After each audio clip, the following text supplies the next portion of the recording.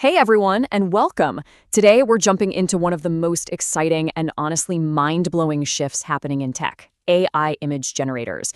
If you've ever seen one of those incredible images online and thought, how did they make that from just a few words? Well, you are in exactly the right place. And let's just start with this idea right here, because it really gets to the heart of it. We're way past the point of this being just a cool new trend. This is a fundamental shift. We are watching the lines between art and technology completely blur in real time. So first up, we're going to dig into what these tools actually are and why they're causing such a stir. Let's get right into it. Okay, so what is an AI image generator? Think of it like this. It's a super advanced translator. It takes your words, what we call prompts, and translates them into a totally unique picture. You're literally turning your ideas into images. And this is what's truly revolutionary, the accessibility. You don't need years of art school. You don't need fancy, expensive software anymore. If you can describe it, you can create it. This is basically democratizing creativity for pretty much everyone. That all sounds pretty magical, right? But how does it actually work? In this next part, we're going to pull back the curtain a little and take a look at the engine that makes this all happen. It really can feel like a magic trick, can it?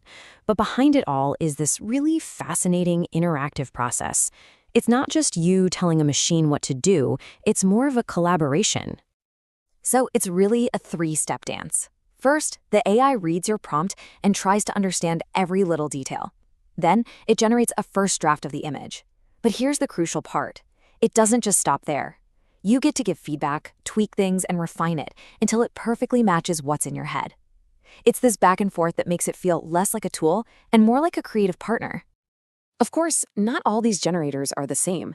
The market is exploding with options, and each one has its own special flavor. So let's take a look at the big players on the field right now in 2025. Okay, let's break this down. You've got Midjourney, which is famous for its incredible artistic styles. It just makes beautiful stuff.